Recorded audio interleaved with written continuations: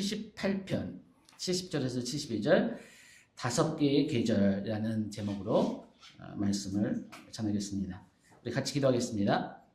하나님, 이 시간 저에게 성령의 능력으로 지혜와 계시의 영을 주셔서 이 말씀이 선포될 때 이것이 우리에게 지혜가 되게 하시고 또 하나님의 마음을 아는 계시의 영이 우리에게 임하셔서 우리의 영이 하나님의 말씀을 깨닫고 영적으로 성장하며 더 주님의 마음을 이해하고 우리의 삶을 향한 주님의 뜻을 깨닫는 시간에게 축복하여 주십시오. 예수님의 이름으로 기도합니다. 아멘.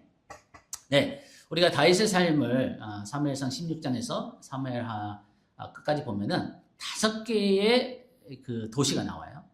그 5개의 다윗이 살았던 도시를 우리가 5개의 계절이다, 5개의 시즌이다 라고 우리가 이렇게 예언적인 시즌이라는 거죠. 이 순서는 다윗은 베들레헴에 시작해서 이제 예루살렘까지 갔지만 이게 꼭 우리 삶에는 그 순서가 아닐 수도 있어요.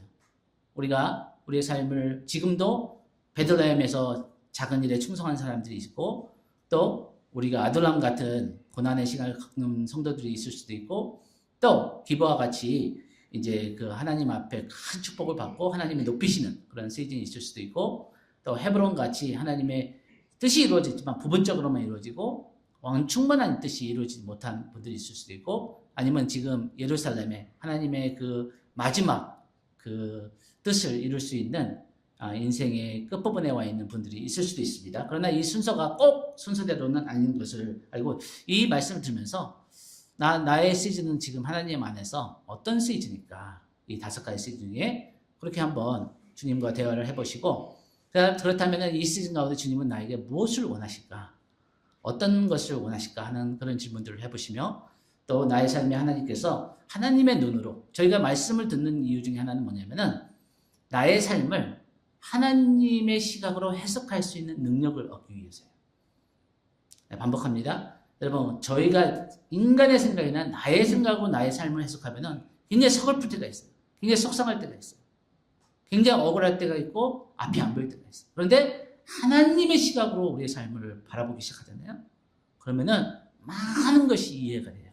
그리고 하나님의 말씀과 우리의 마음이 일치가 돼서 더 이상 하나님과 이렇게 갈등하고 씨름하는 것이 많지 않습니다. 많이 줄어들 수 있어요. 우리가 하나님의 마음과 이렇게 하나가 되면은 우리의 신앙생활이 아주 즐겁고 훨씬 쉽습니다. 근데 우리가 그 하나님의 뜻을 모르기 때문에 하나님 마음을 모르기 때문에 쓸데없는 갈등과 쓸데없는 씨름하는 그런 성도들을 우리가 볼 수 있습니다. 네, 시편 78편 70절에서 72절 말씀 우리 여기 나와 있는 대로 같이 한 목소리로 읽겠습니다. 시작. 또 그의 종 다윗을 택하시되 양의 우리에서 취하시며 젖 양을 지키는 중에서 그를 이끌어내사 그의 백성이 야곱 그의 소유인 이스라엘을 기르게 하셨더니 이에 그가 그들을 자기 마음에 완전하름으로 기르고 그의 손에 능숙함으로 그들을 지도하였도다. 아멘.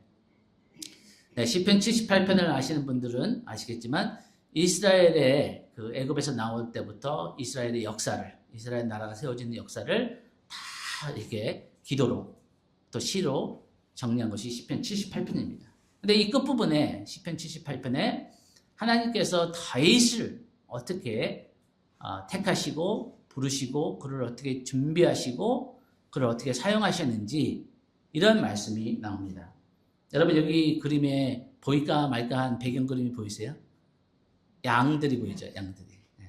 왜 그 이유가 있습니다. 의도적인 것입니다. 왜냐하면은 시편 78편 앞부분에 52절 53절을 보니까 그가 이제 하나님이에요. 하나님이 자기 백성은 양같이 인도하여 내시고 광야에서 양떼같이 지도하셨도다. 왜? 그들을 안전히 인도하시니 그들은 두려움이 없었다. 여러분, 성경에서 가장 좋은 소식 중에 하나는 뭐냐면은 우리 하나님은 우리의 목자시라는 거예요. 그래서 우연이 아니에요. 성경에 보면은 많은 하나님의 사람들이 구약에 특히 목자였어요. 아브라함도 그랬고요.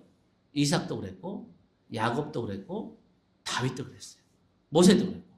왜냐하면 하나님이 자기 자신을 우리의 목자라고 말씀하시기 때문에 그런 하나님의 사람들을 통해서 목자 되신 우리 하나님은 어떤 분이실까? 어떻게 우리를 인도하실까? 여러분 목자 하면은 생각나시는 게 뭐 그림이 있잖아요. 그렇죠? 이렇게 양들을 돌보고 양의 털을 깎고 양들을 보호해주고 인도해주고 잃어버린 양을 찾으시고 그런 그 목자의 모습이 이스라엘 사람들에게 굉장히 익숙한 모습이었어요. 그 당시에 이 양들을 키우는 목자들은 굉장히 많았거든요. 우리가 뉴질랜드 가면은 한번 가보세요. 저도 못 갔지만 사람보다 양들이 한 6배 같아요. 우리가 굉장히 양들이 많은 그런 곳이죠. 근데 하나님이 우리의 목자라는 것은 무슨 뜻일까? 여기 창세기 48장에 보니까 야곱이 이렇게 고백을 합니다. 야곱이 요셉을 위하여 축복하여 이르되 내 조부 아브라함과 아버지 이삭이 섬기던 하나님, 그렇죠? 이 이삭과 아브라함이 섬기던 그 하나님은 나의 출생으로부터 지금까지 나를 기르신 하나님이다. 한글 성경에는 나를 기르신 하나님이라는데 영어 성경에는 분명히 나옵니다. My shepherd. 나의 목자 되신 나의 하나님이다. 그러니까 여러분과 제가 우리의 인생 가운데 하나님을 언제 만났든지 하나님 나의 목자십니다. 나는 하나님의 양입니다. 이것이 굉장히 성경적인 우리의 신앙의 고백이라는 거죠. 그래서 이 계시록에도 보면은 성경의 마지막 장인 계시록에 보면은 이는 보좌 가운데 계신 어린 양이 그들의 목자가 되사 생명수샘으로 인도하시고 하나님께서 그들의 눈에서 모든 눈물을 씻어주실 것입니다. 여러분 우리가 인생의 마지막에 결국 하나님 앞에 서게 되면은 하나님은 우리의 인생을 다 영화와 같이 다 보여주시는데 어쩔 때는 나 혼자 있는 것 같고 어쩔 때는 하나님이 옆에 가까이 안 계신 것 같은데 하나님이 절대 우리를 떠나지 아니하시고 우리를 인도해 주시는 분이라는 거예요. 선한 목자가 양들을 버리지 않고 잘 인도하시는 것처럼 우리의 평생 영원히 하나님께서 우리의 목자가 되어주셔서 저희를 인도해 주실 줄 믿습니다. 그러면 우리가 안정감을 이제 느끼는 거죠. 그래서 이사야서도 보면은 모든 목자같이 양떼를 모으시며 어린 양을 그 팔로 모아 폼에 앉으시며 이게 굉장히 성경에 많이 나오는 하나님의 모습이라는 거죠. 하나님의 이름이라는 겁니다. 그래서 신약에 와서도 예수님이 그렇게 말씀하셨잖아요. 이 그림을 보세요. 목자된 이 예수님의 모습을 우리가 이렇게 상상할 수 있습니다. 예수님이 자신이 그랬어요. 나는 선한 목자다. 여러분 너무 좋잖아요. 우리 주님이 나쁜 목자였으면 어떨 뻔했어요. 저희는 진짜 고생만 질질이 하고 막 학대만 당하고 그럴 수 있었어요. 그런데 너무나 좋은 소식은 예수님이 좋으신 목자라는 거예요. 선한 목자의 특징이 뭐냐? 자기의 목숨을 아끼지 아니하고 양들을 지켜주시는 거예요. 어떤 희생과 어떤 대가가 있더라도 그 양들을 끝까지 지켜주시는 거예요. 나중에 나오겠지만 다윗이 그랬어요. 그래서 하나님이 그 다윗을 보고 내가 이스라엘의 모든 나라의 목자로 삼겠다. 그렇게 말씀하십니다. 나중에 말씀이 나옵니다. 다윗이 여호와께서 자기를 세우사 이스라엘의 왕으로 삼으신 것과 그의 백성 이스라엘을 위하여 누구를 위하여? 이스라엘 백성들을 위해서 자기를 높이신 것을 알았다. 이게 성경의 굉장히 다윗의 삶의 중요한 구절 중에 하나예요. 하나님께서 왜 다윗에게 기름을 부으시고 왜 다윗을 그 아무도 모르는 베들레헴의 작은 그 집안 이세의 집안에서 막내 아들 그것도 그 당시에 진짜 보잘것없는 아무도 알지 못하는 자를 세우셔서 택하셔서 이스라엘 왕으로 높이셨냐면은 다윗을 위해서가 아니라 이스라엘 백성들을 위해서.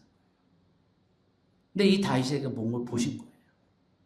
하나님의 마음에 합한 자가 하나님같이 이 백성들을 목자같이 잘 자기 이익과 자기 어떤 욕심을 채우는 목자가 아니라 이 양들을 위해서 희생할 줄 아는 그런 목자의 마음을 보셨다는 것입니다. 내가 이새의 아들 다윗을 만나니 내 마음에 맞는 사람이라 뭐죠? 내 뜻을 다 이루자. 너무 멋있지 않아요? 저는 진짜 이런 인생을 살고 싶어요. 여러분들도 이런 인생을 사시는 여러분 되게 축복합니다. 하나님의 뜻을 이루세요. 우리의 뜻을 이루면요, 우리만 행복할 수 있는데 하나님의 뜻을 이루면요, 모든 사람들이 행복하고 모든 인류에게 하나님의 축복이 임하는 것이에요. 그래서 어떤 분은 이렇게 얘기합니다. 당신이 최고의 인생, 최선의 인생을 살고 싶다면 하나님께서 지금 우리가 살고 있는 세대에 무슨 일을 하고 계신지를 알아보고 그 일에 당신의 전부를 다 드려라. 너무나 멋진 인생입니다. 이것이. 여러분, 나만을 위해서 사는 인생은 나만 행복할 수 있어요. 근데 그거 얼마나 불행하고 참 쪼잔한 인생이에요. 그렇죠? 진짜 한 번 사는 인생인데 하나님의 영광을 볼 수 있는, 많은 사람에게 하나님의 축복이 흘러가는 통로가 될 수 있는 그런 우리의 인생이 될 수 있다는 거예요. 물론 다윗과 같은 사람이 모두가 우리가 다윗과 같은 왕이 될 수는 없지만 우리가 있는 영역 가운데 하나님께서 정해주신 그 삶의 그 영역에서 우리가 다윗과 같은 사람이 될 수 있습니다. 하나님의 뜻을 이루는 저와 여러분이 되기를 원합니다. 그래서 우리가 이 말씀을 자세히 보니까, 오늘 시편 본문 말씀을 보니까 여러 가지 말씀 중에 하이라이트되는 키워드가 나오죠. 택하셨다는 거예요.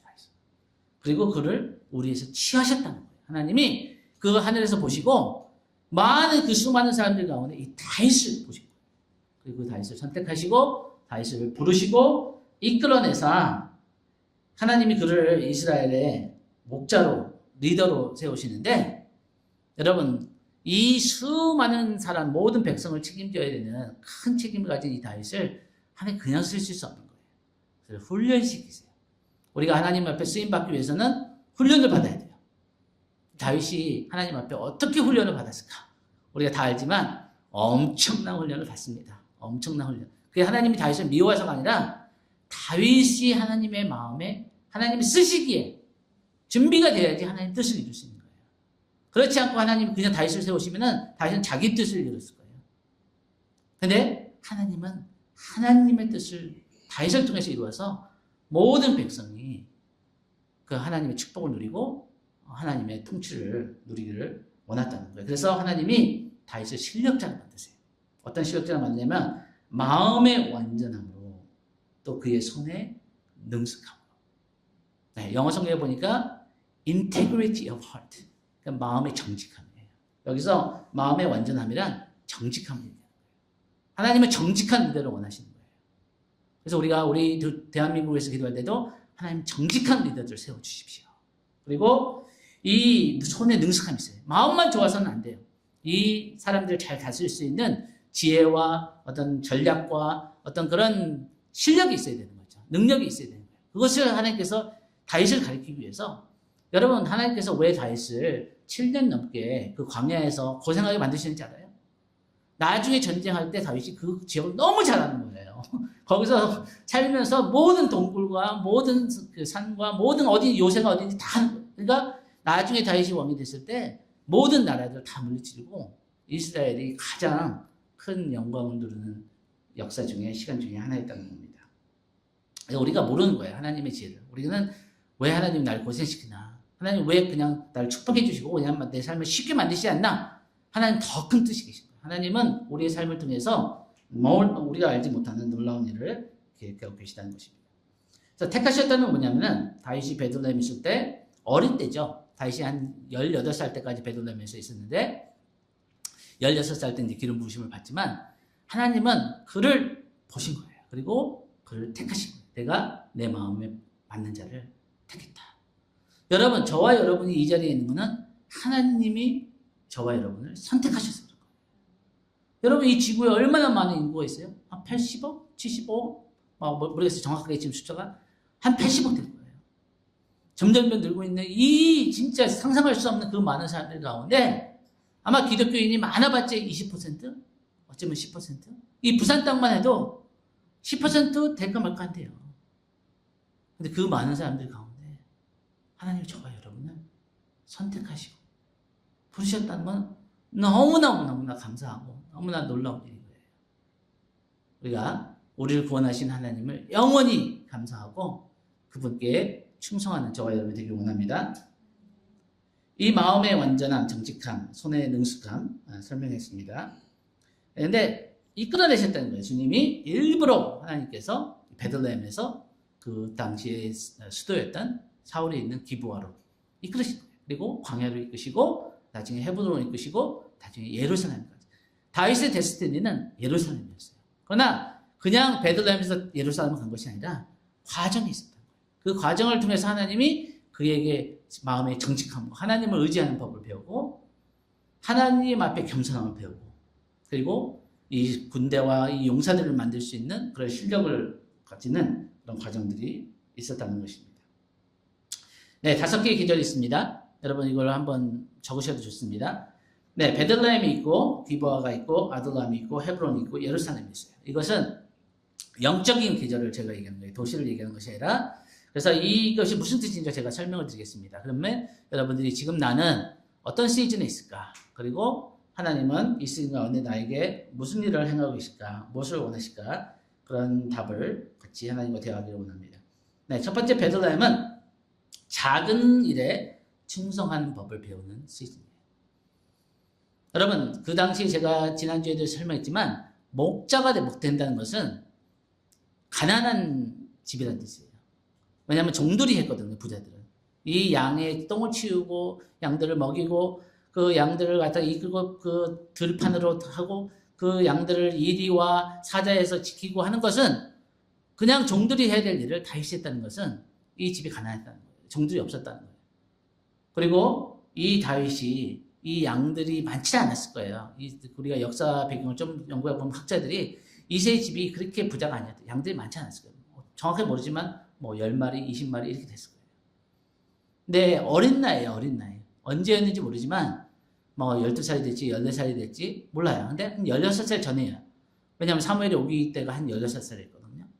근데 하나님께서 다윗에게 뭐라 그러시냐면은 다윗이 나중에 골리앗과 전쟁을 나갈 때 사울의 왕이 그랬잖아요. 이 골리앗을 내가 무찌를 수 있습니다. 사울이 모든 사람이 겁내는데 네가 어떻게 해서 네 어린애가 이 그 거인을 두려워하지 않고 네가 무찌를 수 있냐 하니까 다윗이 그때 고백을 해요.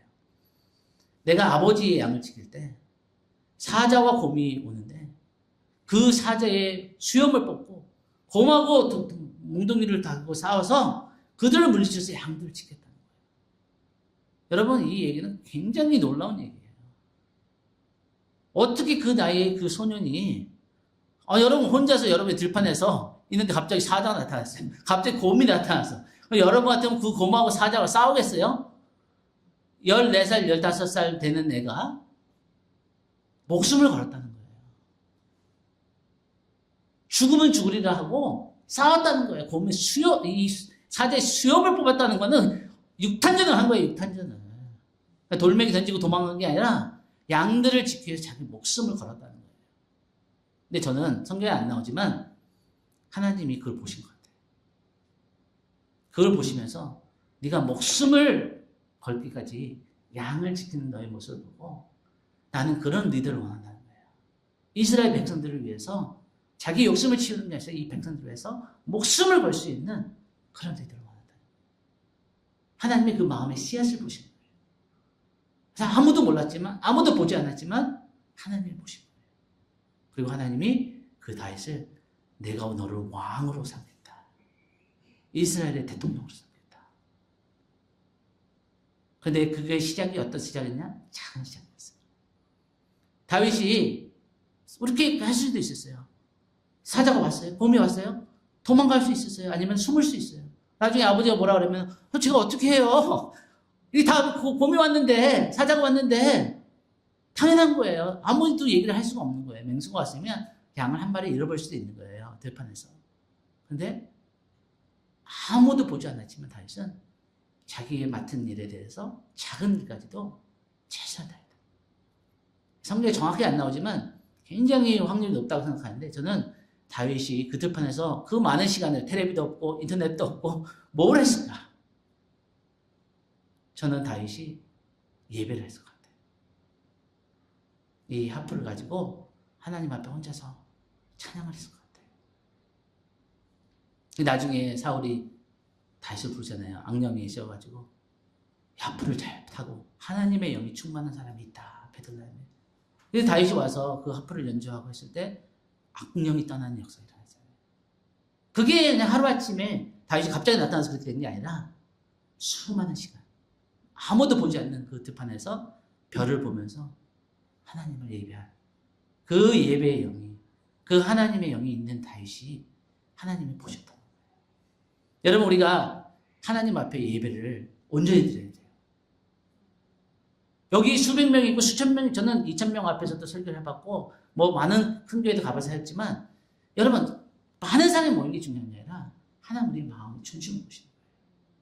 우리가 하나님 앞에 예배 드릴 때 그것이 1시간이든지 1시간 반이든지 온전히 하나님을 향해서 찬양할 때도 나의 마음을 다해서, 기도할 때도 나의 마음을 다해서, 헌금할 때도 하나님 나의 정성을 담아서, 액수가 중요한 것이 아니라 나의 마음을 원하시는 거예요. 하나님이 여러분 돈이 필요 없으세요. 하나님은 온 우주를 창조하신 분인데 여러분의 돈이 왜 필요하시겠어요?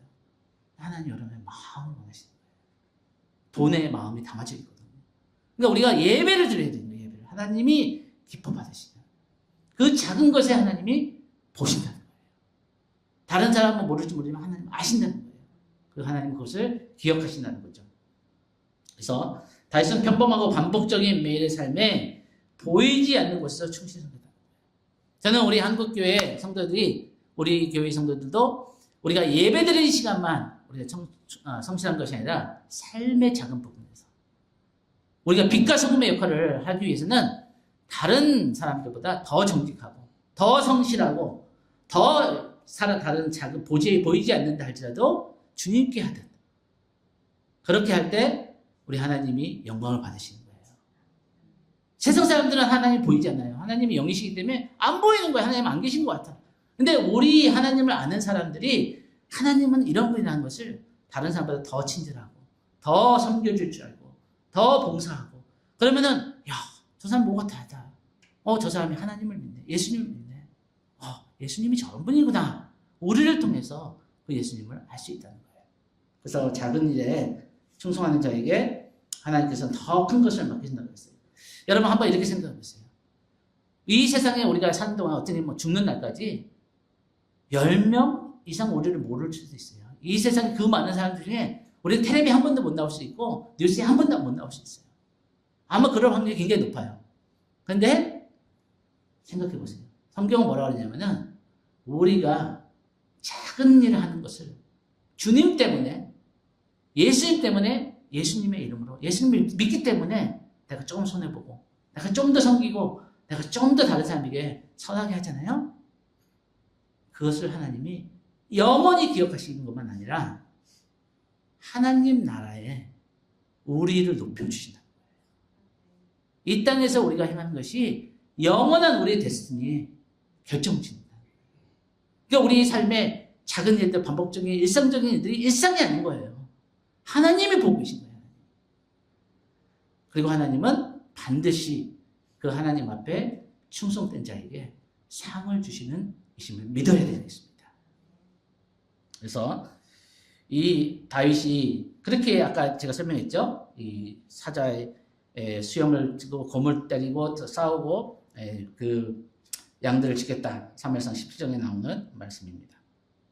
네, 그래서 두 번째 기부하는 계절은 기부합니다. 기부하는 한 18살에서 22살 정도 이 수도였어요. 그 당시에.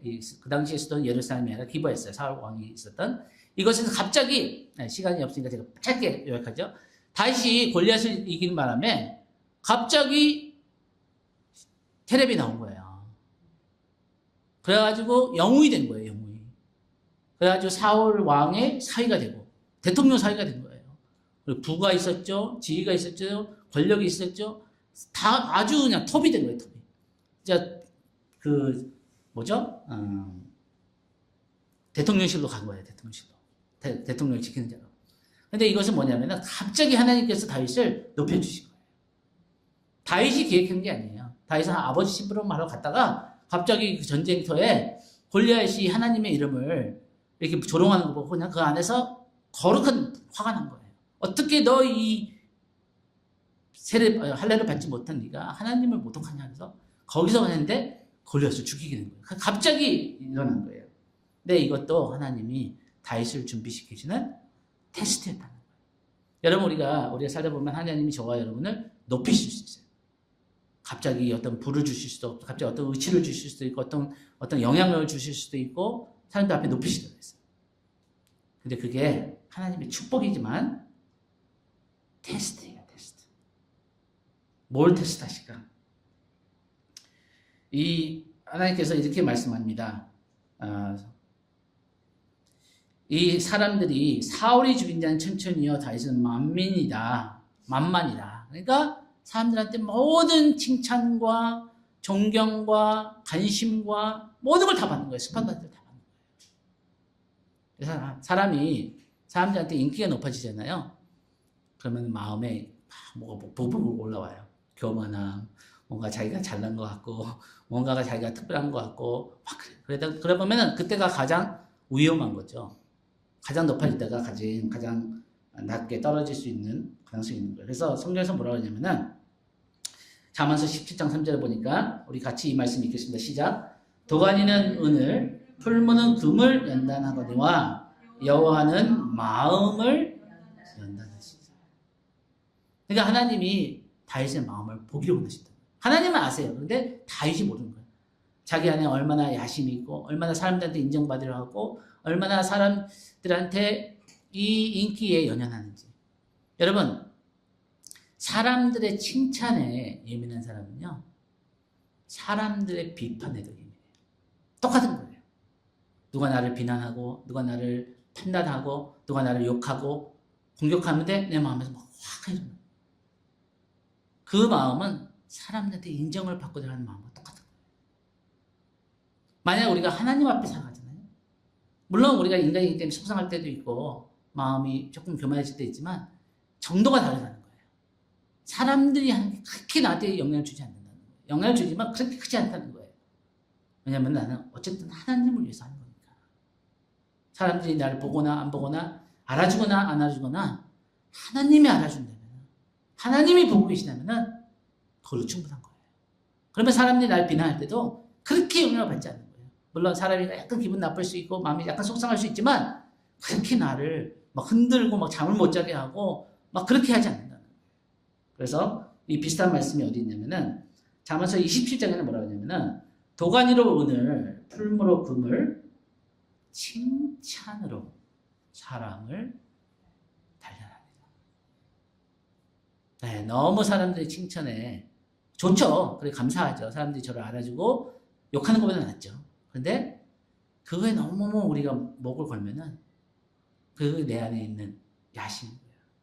내 안에 하나 약간 잘못된 하나님 말고 사람에게 너무나 인정받으려 하는 그 마음에 우리가 하나님의 마음을 잃어버릴 수 있다는 것입니다. 기브와 다음으로는 아둘람이에요. 아둘람. 이 아둘람의 시즌은 다윗이 한 23살부터 30살 때 정도 될 때 일어났던 사건입니다. 한 7년 정도, 8년 정도. 아둘람은 광야예요. 다윗이 갑자기 어느 날 그 왕 중에서 다 누리던 그것을 다 뺏긴 거예요. 갑자기 사울이 미쳐가지고 다윗이 자기를 죽이려고 한다고. 악한 영 때문에 시기하고 질투해서 다윗을 죽이려고 합니다. 다윗이 도망갑니다. 광야로 가요. 거기 여러분 한번 상상해보세요. 광야에 가니까 침대도 없죠. 베개도 없죠. 물도 안 나오죠.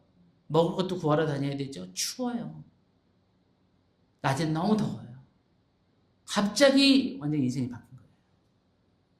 다윗이 막 환탄하고 원망하고 하나님 왜 내가 잘못한 게 아무것도 없는데 왜 이렇게 나를 만드셨어요? 하고 충분히 그럴 수 있어요. 그래서 시편 같은 걸 우리가 보면은 나중에 우리가 다윗의 삶을 공부해서 시편들을 보겠지만 많은 눈물을 흘려요. 다윗이. 가족들하고도 헤어져요. 뭐 자기 다른 사람들이 오지만 다 좀 이상한 사람들이 와요. 빚진 자, 원망하는 자, 한이 있는 사람들 그런 사람들이 와요. 근데 하나님 거기서 또 다윗을 따른 자들을 용서로 만드신 거예요. 누가 이 사람들이 나중에 이스라엘을 이끌 그런 모든 리더들이 나온다고 상상했겠어요. 그런데 진짜 그런 일이 나는 거예요. 그리고 다윗은 이 깊은 아픔 가운데 눈물로써 하나님께 기도하면서 하나님을 의지하는 법을 배워요. 그리고 겸손을 배워요. 그래서 하나님께서 다윗을 사용하실 수 있는 거예요. 이 아둘람의 시즌은 우리의 영어에 하나님께서 우리를 다루시는 사울의 신학교입니다. 사울의 신학교. 저도 신학교 나왔지만 여러분 우리가 이론을 배우고 어떤 학문을 배우는 게 신학교도 중요하지만 성령의 신학교가 있어요. 성령의 신학교. 여러분들 다 지금 성령의 신학교에 있어요. 알든 모르든. 근데 하나님께서 성령의 신학교 때 사용하시는 사람 중에 하나가 사울이에요. 물론 사울이라는 이름이 아닐 수도 있어요. 남편이 될 수도 있고 자식이 될 수도 있고 직장 동료가 될 수도 있고 친척 중에 누가 될 수도 있어요. 나를 가다 괴롭히는 거예요. 나를 공격하는 사람이 있을 수 있어요. 나를 힘들게 하는 사람이 있을 수 있어요. 근데 사울을 하나님께서 세우셨다는 거예요. 하나님께서 사울을 다윗의 삶에 허락하셨다는 거예요. 우리가 그걸 어떻게 알 수 있냐면은 사울이 그렇게 다윗을 죽이려고 하는데 하나님이 막으세요. 절대 못 죽는 거예요. 절대 다윗을 해칠 수 없는 거예요. 근데 다윗은 그걸 모르는 거예요. 나중에 알게 돼요. 왜냐하면 한 12번 자기를 기적적으로 하나님께 보내주니까 나중에 10편 보면 다윗이 잠깐만 하나님은 나의 구원이시여 나의 산성이시여 그걸 고백하기까지 많은 과정들이 있었던 거예요. 다윗의 사람이니까 두렵고 여러분 상상을 해보세요. 3,000명의 군인들이 여러분을 잡으려고 쫓아다녀. FBI 에이전트가 3,000명이 여러분을 잡으려고 쫓아다니면 누가 두렵지 않겠어요. 잠도 잘 못 자죠. 그런데 그 와중에 그런 압박 가운데 다윗이 하나님을 의지하는 거예요. 여러분 하나님은 살아계십니다. 하나님은 저와 여러분의 삶에 신실하신 분이에요. 목자예요. 절대 우리를 지키시는 분이에요. 다윗이 그것을 이 광야의 시즌에 배웠던 것입니다. 네. 우리는 몇 번의 실망의 계절을 성공적으로 통과할 때까지 우리는 완전한 소명을 받을 준비가 되지 않습니다.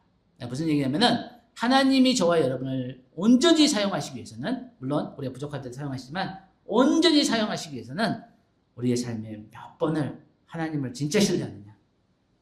여러분 우리 말로 하나님 믿는다는 건 너무 쉬워요. 그런데 이런 상황 가운데서도 내가 기대치 않는 이런 갑자기 병이 생기고 갑자기 무슨 일이 있을 때 그때도 하나님을 믿을 수 있는 믿음은 삶으로 증명해요. 삶으로 증명하는 것이 능력이에요. 그것이 우리의 진짜 살아있는 믿음인 것입니다. 그래서 우리가 삶을 통해서 하나님을 배우는 거예요. 삶의 과정을 통해서 그래서 이 아돌람의 시즌을 통해서 다윗은 하나님의 정직하고 겸손하고 실력이 있는 리더로 준비되는 거예요. 제가 한번 책을 읽었는데 책 제목이 참 재밌어요. 몇 년 전에 나온 책인데 1000번을 흔들려 봐야 어른이 된다. 여러분들 몇 번 한번 삶에 흔들림이 있었어요? 이분이 얘기한 게 1000번이라는 것이 그냥 상징적이겠죠. 우리 1000번 흔들리면 죽죠. 근데 우리 삶에 여러 번의 사람마다 다르지만 여러 번의 흔들림과 어떤 역경과 어려운 일을 통해서 우리가 하나님을 믿고 하나님을 놓지 않는다면 그것이 약이 돼서 우리를 성숙한 사람으로 더 하나님을 의지하는 사람으로 더 하나님께서 사용할 수 있는 사람으로 쓰실 수 있다는 거예요. 네 번째 시즌은 헤브론입니다. 헤브론은 다윗이 나중에 30살 됐을 때 사울이 죽어요. 그러면서 갑자기 이제 이스라엘 왕이 됐습니다. 그런데 하나님은 이스라엘 나라의 왕으로 다윗을 세우신다고 했는데 헤브론으로 가라고 했어요. 헤브론은 12지파 중에 한 지파예요. 그리고 그 헤브론에서만 왕이 돼요. 그 다음에 한 7년 후에 37살 때 다윗이 이스라엘 12지파를 다스리는 전체 왕이 되죠. 이거 뭘 얘기하냐면 이 헤브론은 하나님의 부분적인 뜻이 이루어지는 우리 삶의 얘기예요. 하나님은 다윗을 왕으로 약속하신 기록을 보셨는데 예언자 사무엘을 통해서 말씀하셨는데 이 사울이 죽었는데 이제 왕이 될 거라고 생각했는데 헤브론밖에 다스리지 않는 거예요. 무슨 얘기냐면은 저와 여러분의 삶에 하나님의 모든 약속이 다 이루어지지 않고 부분적으로만 이루어질 때가 있어요. 근데 그때 다윗이 그 하나님 앞에 자기의 야심을 다 내려놓은 거예요. 하나님이 예루살렘으로 가라면 예루살렘으로 갔겠지만 헤브론으로 가라니까 헤브론으로 간 거예요.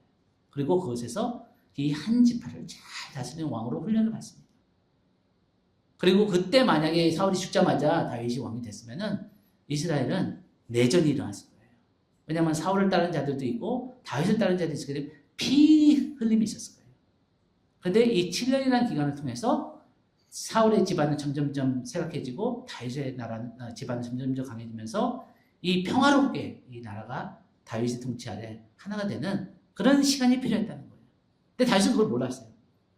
다윗의 부하들은 바로 그냥 예루살렘 와서 온 유다를 이 이스라엘을 다스려야 되지 않냐고 얘기했어요.